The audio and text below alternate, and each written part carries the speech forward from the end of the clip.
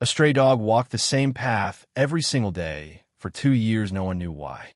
Bruno was a medium-sized mutt with golden fur and intelligent brown eyes that seemed to hold secrets. Every morning at exactly 7:30, he would appear at the corner of Maple Street and Oak Avenue in the small town of Millbrook. He would walk precisely 4 blocks north, turn left at the pharmacy, continue for 2 more blocks, then turn right at the elementary school, and end up at the old bus station on the edge of town. The route never changed. Rain or shine snow or scorching heat, Bruno walked his path with the determination of someone who had somewhere important to be. He would sit at the bus station for exactly 30 minutes watching every bus that arrived, then slowly make his way back through the residential streets, stopping at the same garbage cans along the way for scraps. Local residents began to notice him after the first few months. Mrs. Patterson, who lived on Elm Street, started leaving food bowls on her porch. The owner of Tony's Deli would save day-old sandwiches. Children walking to school would pet him, and he would wag his tail politely, but never broke from his routine. Bruno accepted their kindness, but never lingered, never played, never seemed to truly connect with anyone. The town's animal control officer, Jake Morrison, had been trying to catch Bruno for months, but the dog was too smart, too careful. He seemed to know exactly where the safe spots were and would disappear into alleys or behind buildings whenever the white van appeared. Jake started carrying treats instead of a net, hoping to gain the dog's trust, but Bruno remained elusive, focused only on his mysterious daily mission. What Bruno was looking for became clear on a Tuesday in September when everything changed. Sarah Chin, a reporter for the local newspaper, had been following Bruno's story for weeks. She was fascinated by his unwavering routine and decided to spend a full day tracking his movements. Armed with a camera and notebook, she positioned herself at various points along his route, documenting his behavior. That morning started like any other. Bruno appeared at his usual corner at 7:30 sharp and began his familiar walk. But as Sarah followed him, she noticed something different. The dog kept stopping, turning his head towards sounds, looking back over his shoulder as if he was expecting something. When they reached the bus station, Bruno took his usual position on the wooden bench that had become his daily waiting spot. The first bus arrived from the city center, and Bruno stood immediately, his tail wagging as passengers began to exit. His eyes scanned each face with desperate hope. An elderly woman with a cane, a businessman checking his phone, a young mother with 2 small children. Bruno watched them all, but none was who he was looking for. As the bus pulled away, his tail slowly stopped wagging, and he sat back down. The second bus arrived 20 minutes later. Again, Bruno stood and watched.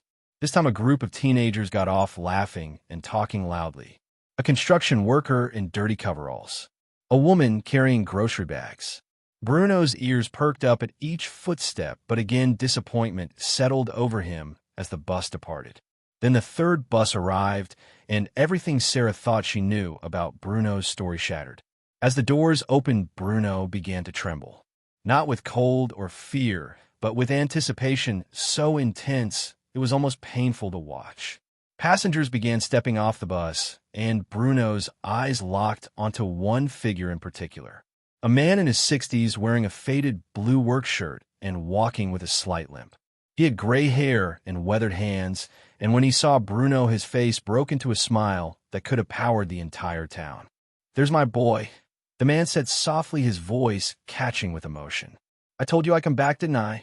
Bruno launched himself off the bench with a joy that was absolutely explosive.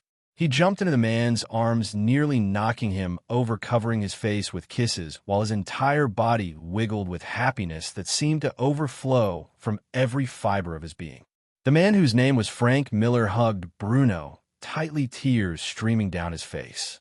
"I missed you too, buddy. I missed you so much." Sarah approached them slowly, her journalist instincts telling her this was the story of a lifetime. "Excuse me, sir, but I've been following this dog for weeks. He walks the same route every day and waits for the bus. Are you his owner?" Frank looked up, still holding Bruno close. "He was my partner for 8 years. We were homeless together, lived under the bridge by the river. Bruno never left my side, not once. But 2 years ago, I had a heart attack. The paramedics took me to the hospital, and I was in a coma for 3 weeks. When I woke up, Bruno was gone. He scratched behind the dog's ears the way he had done thousands of times before. The hospital social worker got me into a rehabilitation program, then assisted living in the city.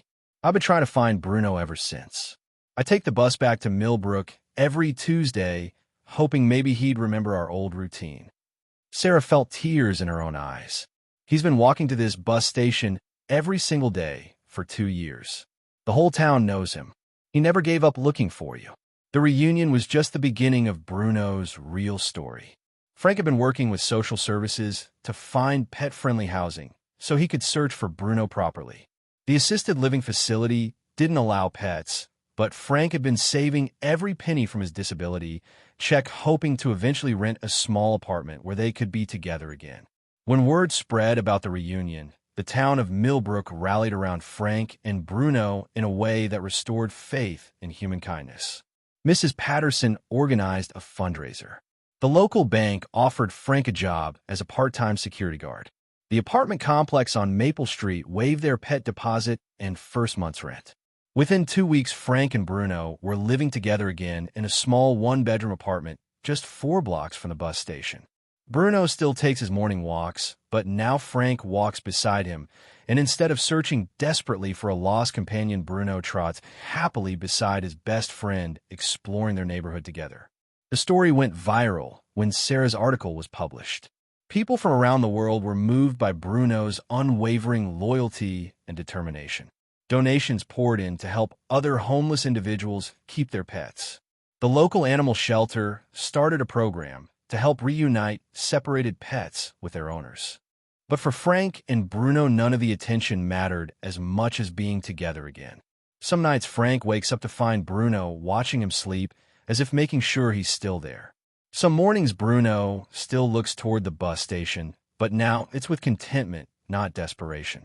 Because after 2 years of searching every single day, Bruno found exactly what he was looking for.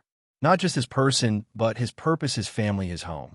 Sometimes the most powerful love stories aren't between people, but between a man and his dog who refuse to believe that lost meant gone forever. Sometimes loyalty means walking the same path every day for 2 years. Sometimes love means never giving up hope, even when everyone else thinks you should. And sometimes the best things in life are worth waiting for, no matter how long it takes.